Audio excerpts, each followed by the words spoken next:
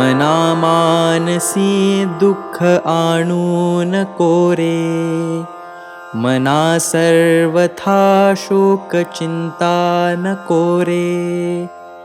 विवेके देहे बुद्धि सोडूनि द्यावी, विदेहीपणे मुक्ती भोगीत जावी।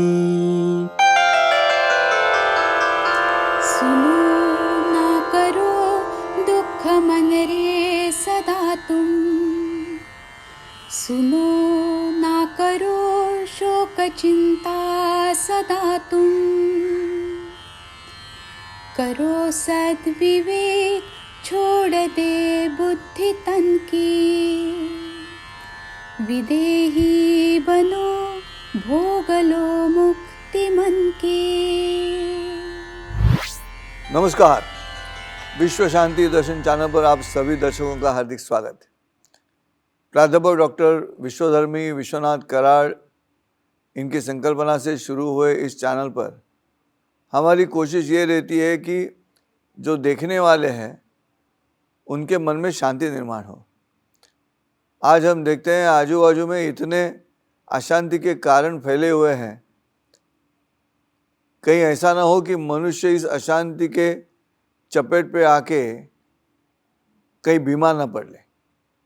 और इसलिए उस बीमारी से बचने के लिए प्राध्यापक डॉक्टर विश्वनाथ कराड़ ने ऐसी कल्पना रखी कि हम ऐसा चैनल चलाएं जिसके माध्यम से सकारात्मक चर्चा हो, अच्छी खबरें मिले।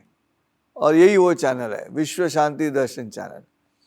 आप सभी से विनती है कि मन शांति के लिए इस चैनल को सब्सक्राइब कीजिएगा, क्योंकि इस चैनल पे जो प्रोग्राम आएंगे वो आपको मन शांति देंगे, कम से कम अशांति तो नहीं देंगे, इतना तो मैं कह सकता हूँ।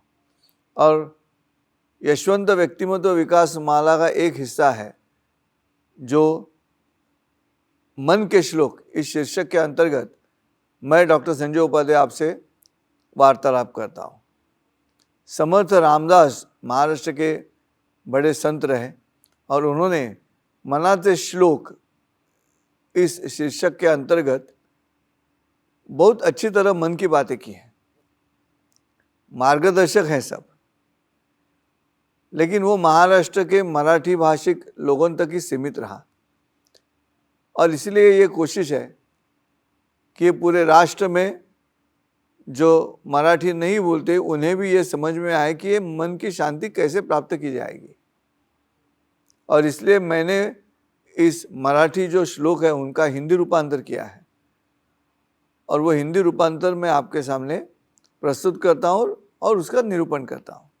आज का ये 12वां एपिसोड है और 205 श्लोक में से ये जो आज का श्लोक है, श्लोक क्रमांक 12, वो ऐसा है। सुनो ना करो दुख मन रे सदा तुम, सुनो ना करो शोक चिंता सदा तुम। करो सद्विवेक छोड़ दे बुद्धि तन की, विदेही बनो भोग लो मुक्ति मन की। ऐसे कहा है। क्या कहते समर्थ रामदास जी? पहला चरण श्लोक का ये है कि सुनो ना करो दुख मन रे सदा तुम। दुख किस बात का है, दुख किस कारण है, लेकिन दुख करने का जो तरीका है वो मन के साथ है।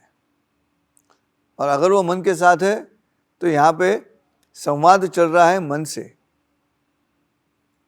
और समर्थ रामदास जी कह रहे हैं मन से, अरे मन क्या करो क्या नहीं करो। तो वो कह रहे हैं कि सुनो ना करो दुख मन रे सदा तुम। बार बार दुख की बातें करना अच्छा नहीं है। दुख के बारे में जितनी बात करोगे उतना दुख बढ़ते जाएगा। दुख का विस्मरण होना चाहिए, वो विस्मरण नहीं होता और जो खुशी की बातें हैं वो याद नहीं रहती। समर्थ रामदास जी का कहना ऐसा है कि जो खुशी की बातें हैं, प्रसन्नता की बातें हैं, ऐसी घटनाएं हैं जो तुम्हें प्रसन्न करती है, उनको याद करो बार बार, दुख को याद मत करो। मनुष्य की आदत होती है दुख को याद करने की। जरा कहीं भी कुछ खामियां दिखाई दी, बस उसी के बारे में बात चलती है। और ये जो खामियां हैं उसके बारे में ज़्यादा बात करने से दुख पड़ता है। लेकिन अपने शरीर की स्थिति ऐसी है। अभी मैं आपसे पूछता हूं, अपने मुख में 32 दांत रहते हैं और कहीं एक दांत गिर गया तो अपनी जो जुबान है वो बार बार जो दांत गिरा है वहीं पे जाती है। अगर हम कहते भी है जुबान से, अरे बाजू में 31 दांत अभी बचे हैं वहीं घूमो, नहीं, अपने मुख में वो बार बार जहाँ दांत नहीं है वहीं जाती रहेगी। इसका मतलब जहाँ कमी है, जहाँ खामियां हैं, वहाँ जाने का मनुष्य शरीर का ही स्वभाव है और उससे बाहर निकलना है। तो कौन निकालेगा?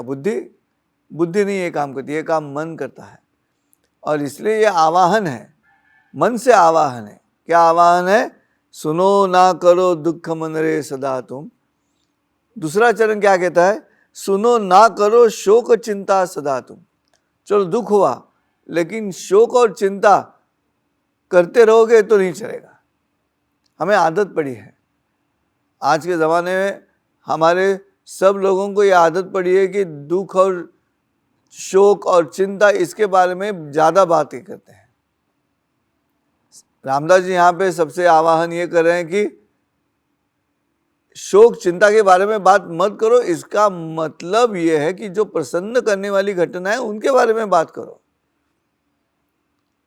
उनको याद रखो, उनको याद, अगर भूतकाल याद रखना ही है तो भूतकाल में जो घटना घटी है, जो प्रसन्न करती है, उनको याद करो।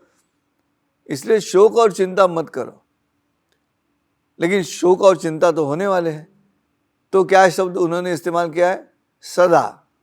इसका मतलब है चलो एक बार शोक हो जाएगा, एक बार चिंता मन में आ जाएगी, लेकिन उसी चिंता को लेके बार बार सोचना अच्छा नहीं है। यहाँ पे आह्वान यह है, मन को अगर अच्छा बनाना है, सुदृढ़ बनाना है, तो आह्वान ये है कि चलो एक बार हुआ मानता हूँ, लेकिन बार बार नहीं चाहिए। इसलिए दोनों पहले 2 चरणों में श्लोक बहुत अच्छी तरह कह रहा है कि सुनो ना करो दुख मन रे सदा तुम, सुनो ना करो शोक चिंता सदा तुम, करो सद्विवेक छोड़ दे बुद्धि तन की।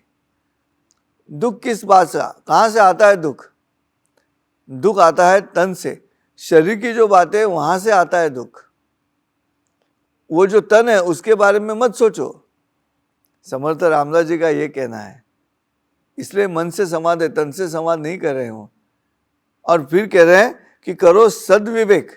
विवेक का मतलब यह है कि सुख और दुख सामने है, उसका हिसाब करो, और हिसाब करने के बाद अगर सुख के बाजू में अगर ज़्यादा संख्या है तो उसके बारे में सोचो।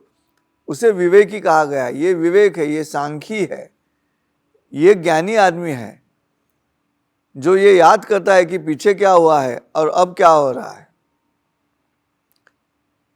अगर घर में ऐसी बातें चलती है या स्कूल में ऐसी बातें होती हैं कि स्कूल में अच्छे मार्क्स कमाए इसलिए टीचर ने सबके सामने बख्शिशी दे दी, टीचर ने सबके सामने सराहना की, अरे ये देखो ये विद्यार्थी कैसे काम कर रहा है, ऐसे पढ़ाई करो,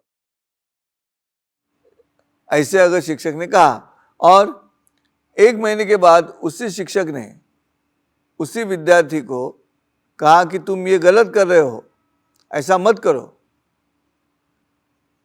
मैं तुम्हें नहीं जाने दूंगी जब तक ये तुम पढ़ाई पूरी नहीं करोगे, घर नहीं जाना है, बैठो स्कूल में, मैं भी बैठूंगी, ऐसे शिक्षक कहता है।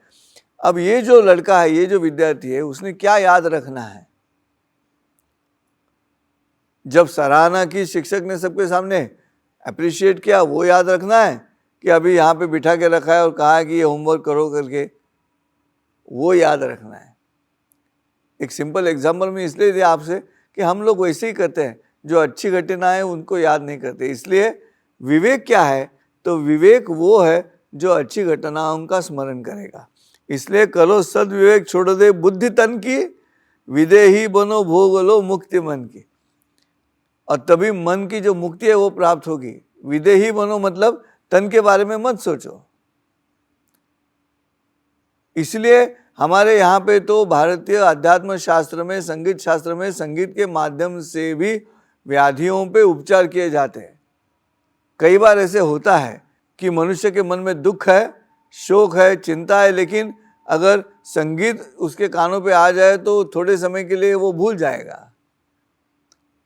ये भूलना जो है, ये भूलना क्या मन तय कर सकता है, उसे तय करना होगा। इसलिए विवेक की बात आ गई। और इसलिए करो सद्विवेक, छोड़ दे बुद्धि तन की, विदेही बनो भोग लो मुक्ति मन की। सब मन मुक्त होना चाहिए। तन तो अपने हाथ में है नहीं, तन की जो व्याधियां हैं वो हमारे हाथ में नहीं है। अभी कोविड-19 पैंडेमिक शुरू हुआ, तन की ऐसी स्थिति आपने देखी है कि जो कोरोना से निधन हुआ है उनको उनके घर वाले भी देख नहीं पाए। मतलब जहाँ तक तन की बात है ये स्थिति है। और इसलिए विदेही बनो भोग लो मुक्ति मन की, मन मुक्त होना चाहिए। देखिए ये सब आके कहाँ ठहरता है, मन करो रे प्रसन्न सकल सिद्धि का कारण। अगर सिद्धि चाहिए तो मन, ये दो अक्षर हैं जो काम करते हैं। जहाँ तन और बुद्धि काम नहीं करती वहाँ मन काम करता है। आजकल उसके बारे में बहुत पढ़ाई चल रही है, उसे कहते हैं माइंड और मैटर। चलो उसके बारे में बाद में करेंगे बात, लेकिन आज इतना ही इस श्लोक के बारे में। क्या कहा है समर्थ रामदास जी ने, बहुत आसान है और सहज है। समर्थ रामदास जी कह रहे हैं, सुनो ना करो दुख मन रे सदा तुम, सुनो ना करो शोक चिंता सदा तुम, करो सद्विवेक छोड़ दे बुद्धि तन की, विदेही बनो भोग लो मुक्ति मन की। ऐसा है।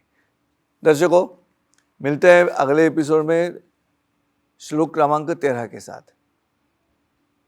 आज का ये श्लोक कैसे लगा, निरूपण कैसे रहा, आप ज़रूर बताइएगा, कमेंट्स में लिखिएगा और ज़रूर सब्सक्राइब कीजिएगा इस चैनल को, क्योंकि ये आपके मन को अशांत नहीं करेगा, इतना मैं कह सकता हूँ। मिलते हैं अगले एपिसोड में, तब तक के लिए नमस्कार।